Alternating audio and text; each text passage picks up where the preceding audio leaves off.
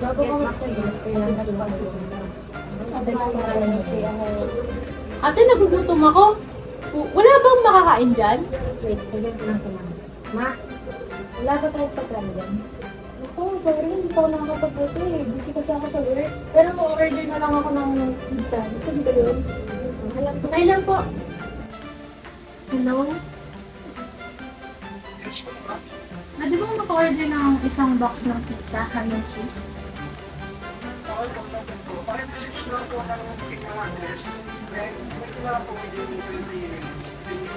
Okay, thank you.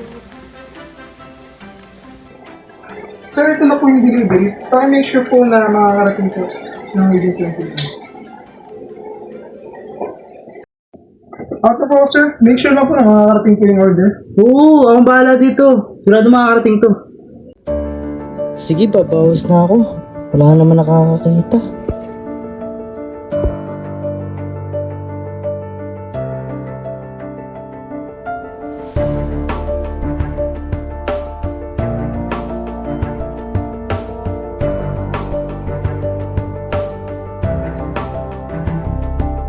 Oh, pwede ko nito ah. Ito yung address. Oo, sige.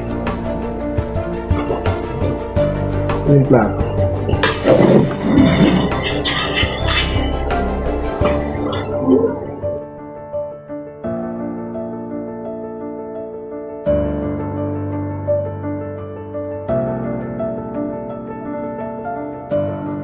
Okay, deliver mo daw. Sige pre, ako na bahala dito.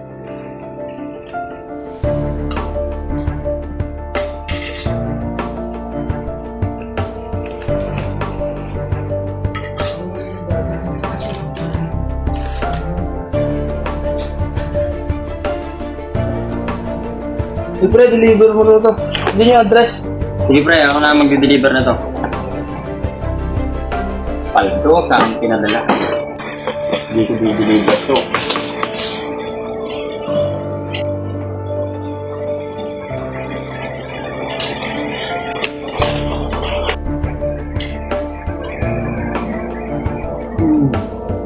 Sis. Ito na ba yung di-deliver? Oo, sakto. Yan yun. Kunin ko na.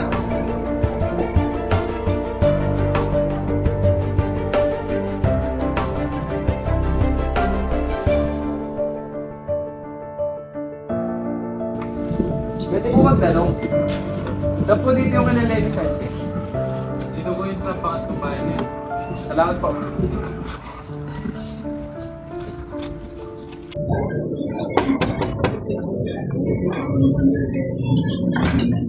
Ito na po yung deliver para kay Ma'am Dati.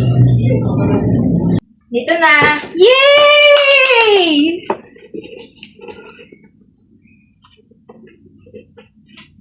Lah!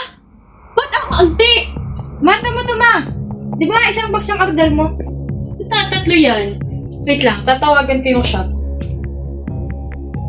Ba't ganito lang yung dumating sa amin? Tatlong pizza lang to. Isang box yung in-order ko ah.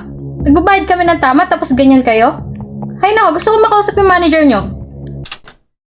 When your order arrives incomplete, you complain. You demand answers. You ask where the missing slices went. So why it should be different when it comes to public funds? When our roads remain unfinished, when classrooms lack supplies, when hospitals lack medicines, when communities are left behind. We must ask the same question. Who took the missing slices? Corruption does not happen by accident. Someone takes what belongs to the people. Someone profits while citizens pay the price. To the corrupt officials who treat public funds as their own, we see the missing slices. We know they were never yours to take.